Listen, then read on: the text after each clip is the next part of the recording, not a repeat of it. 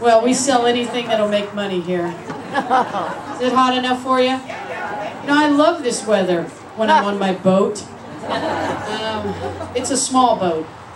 It only holds 5 women and 6 cases of beer. Okay. Well, you have to put the important stuff on first. That's what I've learned.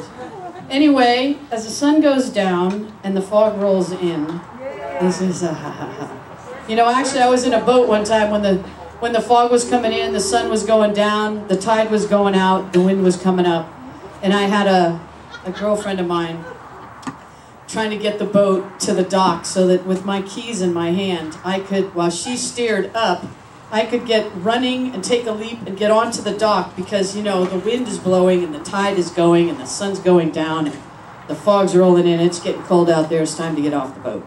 So she tries a couple of times, but, you know, femmes don't really drive a boat that well. They can't account for the tide and the wind and still keep their lipstick on. I don't understand.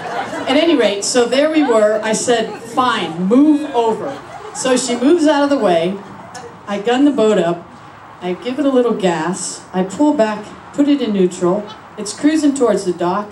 I jump out of the seat. I take a flying leap, 4 feet through the air, land on the dock, and I'm like, yeah, because I got the rope in one hand, and I'm like, all right.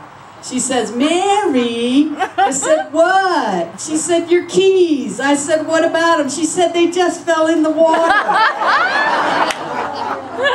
I'm thinking to myself, you know, that's the only key I have to that van.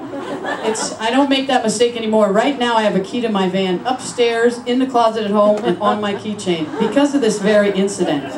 So I just want to remind you that the sun was going down, now it's down. The fog is coming in, the wind is blowing, and the tide is still going out, and I've got to get in the freaking water. And so I go to the end of the dock, and I try to figure where I was, and I get in the water, and it is cold. Even after 4 beers, it's still really cold. And the tide's going out, but not far enough, so I've got my fingers on the edge of the dock, and I'm stretching all the way down in the water, as far as I can get, and I'm feeling around on the bottom of the muddy, muddy, freaking bay where 90 million guys have launched their boat and dropped their crap at the end of the dock. And I'm feeling around in the freaking mud for my keys with my toes.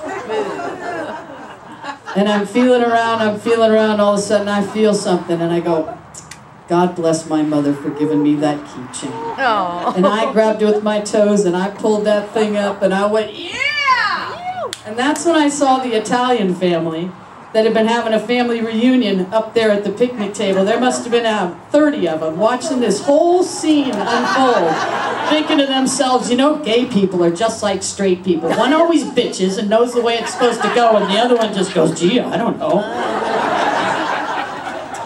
Anyway, so the next time the sun is going down and the fog is coming in and the tide is going out and the wind is blowing, I want you to remember to hold on to the keys. All right, so we are ready to bring up, thank you. You know, the funny thing is that is a completely true story. And I could have had somebody here to testify to it, but that's one of my exes that doesn't speak to me anymore. Go figure. I have no idea why. Gee, why'd you learn how to drive? God damn it. I get bitchy at the end of the day.